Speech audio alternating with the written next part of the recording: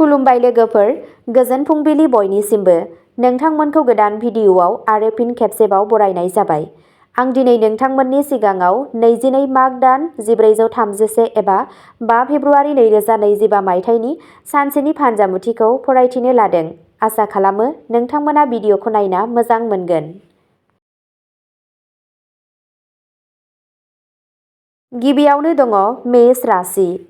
मेष राशिनि सुबुंफोरनि थाखाय दिनैनि साना गेजेर थाखोनि फिथाइ गोनां जागोन।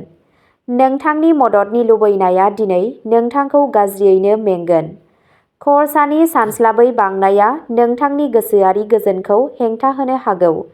बेनिखायनो बाजेटआव थाबाय था। हाबा जानाय जिउआ मोजां जागोन आरो नोंथाङा मोनफ्रोम बिथिङाव गावनि जिउ लोगोरिनिफ्राय मदद मोनगोन। साख्रि गोनांफोरा दिनै गुबुन कम्पानियाव मोगा-मोगिनि थाखाय थांनो हागौ। दिनै मोनसे पार्टिनि थाखाय फालांगियारिफोरा जेंनाजों मोगा-मोगि जानो हागौ। मोनाबिलिखौ बबेबा धोरोमारि थावनियाव बारहोनाय जागोन। नोंथांनि दिनैनि खाफालगोनां दिगआ जादों साहा, खाफालगोनां अनजिमाया जादों 8 आरो खाफालगोनां गाबआ जादों गुफुर गाब। वृषभ राशि। साननि जागायजेननायावनो नोंथाङा माखासे राङारि खहाजों मोगा-मोगि जानो हागौ, जाय गासै सानखौ गाज्रि खालामनो हागौ। नोंथांनि खुदिया बायदि दाय गैयैआ नखरनि जेंनाफोरखौ सुस्रांनायाव गोनांथार बिफाव लागोन। सांग्राङै गारि सालाय, नङाब्ला दुखु मोननायनि खैफोद थायो। जुदि नोंथाङा नोंथांनि मोजां मोनलायनाय लोगोरिनो थोजासे सम होआब्ला बिसोरो रागा जोंनो हागौ। दिनै सेमिनार आरो जथुमफोराव बाहागो लानाया नोंथांनो गोबां गोदान सानस्रिफोर होनो हागौ। नोंथाङा मोनाबिलियाव नखरजों थागोन। नोंथांनि दिनैनि खाफालगोनां दिगआ जादों साहा, खाफालगोनां अनजिमाया जादों 6 आरो खाफालगोनां गाबआ जादों गुफुर गाब। मिथुन राशि। जुदि नोंथाङा गावखौ मोनसे गोब्राब थासारियाव मोनो अब्ला गिनो नाङा। जेरै एसे मस्ला-मस्लिया आदारखौ गोथावसिन खालामो, बेबायदिनो बेफोरबायदि थासारिया नोंथांखौ खुसिनि थार बेसेनखौ फोरोङो। नोंथाङा गोहोम गोनां सुबुंफोरजों नोंथांनि रायज्लायनायखौ बांहोगोन आरो नोंथांनि हाबाफोरखौ थि समावनो फोजोबगोन। दिनै साना फालांगियारि आरो फालांगियारिफोरनि थाखाय मोनसे सरासनस्रा सान जागोन। गथ'फोरा नोंथांनि गोसोखौ बोनो लुबैगोन। नोंथाङा बेलासियाव मोनसे समाजारि हाबाफारियाव बाहागो लानो हागौ। नोंथांनि दिनैनि खाफालगोनां दिगआ जादों खोला-सानजा, खाफालगोनां अनजिमाया जादों 5 आरो खाफालगोनां गाबआ जादों मुगा गाब। कर्क राशि। नोंथाङा नोंथांनि जिउ राहानि मोनसे गोनांथार खामानियाव जाफुंसार जानो हागोन। मानसिफ्रा नोंथांनि बावसोमनाय आरो गोब्राब नाजानायखौ नुगोन, आरो बेनि जाहोनाव दिनै नोंथाङा माखासे राङारि मुलाम्फा मोननो हागौ। दिनै नोंथांनाव उफ्रा गोहो दं, जाय नोंथांखौ मोनसे पार्टी एबा हाबाफारि खुंनो थाखाय थुलुंगा होगोन। साख्रियाव थाग्राफोरा दिनै खामानि मावथायाव जेंनाफोरजों मोगा-मोगि जानो हागौ। फालांगियारिफोरा मोनसे सरासनस्रा सानखौ आसा खालामनो हायो। मोनाबिलियाव नोंथांनि न'आव सोरबा बाहागि फैनायखौ नुनो मोननो हागौ। नोंथांनि दिनैनि खाफालगोनां दिगआ जादों खोला-सानजा, खाफालगोनां अनजिमाया जादों 5 आरो खाफालगोनां गाबआ जादों मुगा गाब। सिंह राशि। फालांगियाव मोजां दावगानाय जागोन आरो राङारि मुलाम्फानि थाखाय गोबां खाबुफोर सोमजिगोन। साख्रियाव थाग्राफोरनि थाखाय साना सरासनस्रा जानो हागौ होनना साननाय जादों। राङारि थासारिखौ गोख्रों खालामनो नाजानाया जाफुंसारगोन, आरो रां थिसननायनिफ्रायबो मोजां मुलाम्फा फैनो हागौ। सासे जिउ लोगोरिजों सोमोन्दोआ गोख्रों जागोन आरो लोगोसेयै नोंथाङा मोनसे सम्पथिबो बायनो हागौ। नोंथांनि गाहाय आखुआ सोंखारिजानो हागौ, बेनिखायनो बेखौ गोसोआव लाखि। बेलासियाव नोंथाङा गथ'फोरजों मोनसे धोरोमारि फोरबोआव बाहागो लानो हागौ। नोंथांनि दिनैनि खाफालगोनां दिगआ जादों खोला, खाफालगोनां अनजिमाया जादों 5 आरो खाफालगोनां गाबआ जादों गोथां गाब। कन्या राशि। नोंथाङा धोन बांहोनायनि गोदान लामा मोनगोन आरो रां थिसननायनिफ्राय मोजां मुलाम्फा मोनगोन। नोंथाङा गोहो मोनगोन, जाय नोंथांखौ आबुं जायै खामानिफोरखौ गोरलैयै फोजोबनायाव मदद होगोन।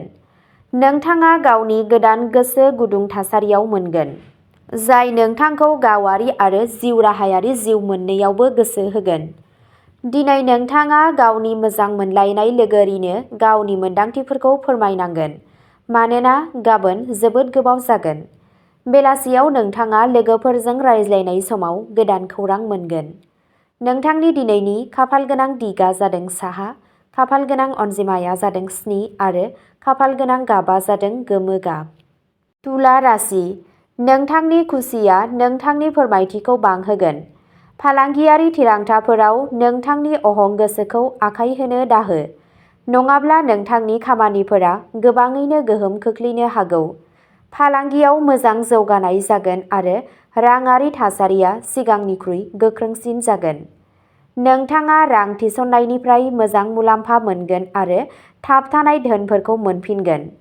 नखर आरो जुलियारि जिउआ मोजां जागोन आरो नोंथाङा बबेयावबा जयै बायजोआव थांनो सानथांखि लागोन।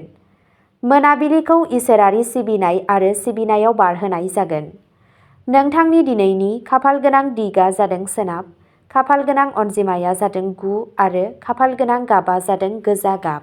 वृश्चिक राशि, सासे नांज्लायग्रा सुबुंजों बाथ्रा दान्थेलायनाया नोंथांनि सम आरो गोसोखौ गाज्रि खालामनो हागौ। गियान गोनां जा आरो हायोब्ला बेनिफ्राय बारग', मानोना जायखिजाया रोखोमनि नांलायनाया नोंथांनि थाखाय मुलाम्फा गोनां जानाय नङा। नोंथाङा नखरनि सोरबा सोद्रोमाया बेराम जानायनि थाखाय जिंगा जानो हागौ आरो खाथि-खाला खारलांनो गोनां जानो हागौ। फालांगियारि आरो फालांगियारिफोरनि थाखाय दिनै दावगानायनि मोजां खाबुफोर फैनो हागौ। खालि नोंथांनि रागाखौ दबथायना दोन। नोंथाङा मोनाबिलिखौ बबेबा मोनसे गोजान जायगायाव हगारनो मोजां मोनगोन। नोंथांनि दिनैनि खाफालगोनां दिगा जादों साहा, खाफालगोनां अनजिमाया जादों 6 आरो खाफालगोनां गाबा जादों गोथां गाब। धनु राशि, खामानियाव नोंथांनि गोख्रैथिया मोनसे गोबाव समनि जेंनाजों सुस्रांगोन। सासे लोगोआ दिनै नोंथांनाव गोबां बिबांनि रां बिनो हागौ। बेनिखायनो बिसोरनो नोगोद रां दाहार होनायनि सिगां नोंथांनि वालेटआव नोजोर लाखि। नोंथाङा मोजां साननाय आरो रायज्लायनायनि गेजेरजों नोंथांनि बाहायथायनि गोहोखौ जौगाहोगोन, जायजों नोंथांनि नखरनि सोद्रोमाफोरा मुलाम्फा मोनगोन। जुदि फालांगियारि आरो फालांगियारिफोरा गेवलां गोसोखौ लाखियोब्ला दिनै गोबां सोमोनांथाव खाबुफोरा नोंथांखौ नेगासिनो दं। नोंथाङा मोनाबिलियाव फिसा गथ'फोरजों न'आव थागोन। नोंथांनि दिनैनि खाफालगोनां दिगा जादों खोला-सोनाब, खाफालगोनां अनजिमाया जादों 7 आरो खाफालगोनां गाबा जादों गोथां गाब। मकर राशि, दिनै नोंथाङा गोबां जेंनाफोर आरो फारागथिफोरजों मोगा-मोगि जानो हागौ, जाय असुबिदानि जाहोन जानो हागौ। हरखाब खरसाया राङारि बजाखौ बांहोनो हागौ। नोंथाङा मोनफ्रोम आगानाव गावनि पार्टनारनिफ्राय मदद मोनगोन आरो इयुननि थाखाय सानथांखिफोरबो बानायगोन। साख्रियाव थाग्राफोरा गोजौसिन मावख'गिरिफोरनि थाखाय गावसोरनि खामानियाव जेंनाजों मोगा-मोगि जानो हागौ। नखरनि सासे सोद्रोमाजों सानस्रियारि फारागथि थानो हागौ, जाय गोसोआरि नारसिनथाय सोमजिहोनो हागौ। नोंथांनि दिनैनि खाफालगोनां दिगा जादों सानजा, खाफालगोनां अनजिमाया जादों 8 आरो खाफालगोनां गाबा जादों गोथां गाब। कुम्भ राशि, नोंथांनि सावस्रिया मोजां जागोन आरो होबथानो हानाय गोहोआ बांगोन। रां थिसननाया इयुनाव मोजां राङारि मुलाम्फा होगोन आरो गावनि लोगोफोरजों माखासे रंजाथाव बुब्लिफोर बारहोनो थाखाय बायजोआव थांगोन। गोनांथिनि समाव नोंथाङा लोगोफोरनिफ्राय मदद मोनगोन। जुदि नोंथाङा दिनै डेटआव थांगासिनो दं, अब्ला दान्थे-बिदान्थे गोनां आयदाफोरखौ दैखांनायनिफ्राय गोजानाव था। दिनै नोंथाङा बै मावथांखिफोरखौ फोजोबनायनि उनाव गोजोननि हां ला, जायखौ नोंथाङा गोबाव सम सिगां जागायदोंमोन। बेलासियाव नोंथाङा खाथिनि थानसालियाव जानाय धोरोमारि हाबाफारिफोराव बाहागो लागोन। नोंथांनि दिनैनि खाफालगोनां दिगा जादों खोला-सोनाब, खाफालगोनां अनजिमाया जादों 5 आरो खाफालगोनां गाबा जादों हाथफ्ला गाब। मीन राशि, नोंथाङा थालांनाय सोरखारि हाबाफोरखौ फोजोबगोन आरो नोंथाङा मोनसे सोरखारि बिथांखिनिफ्रायबो मुलाम्फा मोनगोन। नोंथांनि मिनिनायनि मोनदांथिया समाजारि हाबाफारिफोराव नोंथांनि मुंदांखाखौ बांहोगोन। इयुननि सानथांखिफोरनि थाखाय नोंथाङा गोदान सोमोन्दो लाखिनांगोन। साख्रियाव थाग्राफोरनि थाखाय मावख'आव मोनसे सिरि आरो गोजोननाय गोसोआ नोंथांनि गोसोखौ गोजौआव लाखिगोन। नोंथाङा सावस्रि सांग्रां जागोन आरो नखरनि बिबानफोरखौबो मावफुंगोन। जुदि न'आव नखरनि सोरबा सोद्रोमाजों नांलाय खमलाय जादों, अब्ला बियो दिनै जोबगोन। मोनाबिलियाव नोंथाङा नोंथांनि जिउ लोगोरिजों मोनसे फोरबोआव बाहागो लानो हागौ। नोंथांनि दिनैनि खाफालगोनां दिगआ जादों सोनाब, खाफालगोनां अनजिमाया जादों 6 आरो खाफालगोनां गाबआ जादों गोथां गाब। अब्ला दिनैनि राशि फरायथिनाया एसेनोसै। नोंथांमोनहा जुदि सोरबाफोर फेसबुकआव खौरां खोनासंनानै मोजां मोनो, अब्ला जोंनि डियार ब्रह्म फेसबुक पेजआव थांनानै खौरांखौ खोनासंहैनो हागोन। पेजनि लिंकखौ डिस्क्रिप्शनाव होनाय जादों। गोजोन्थों।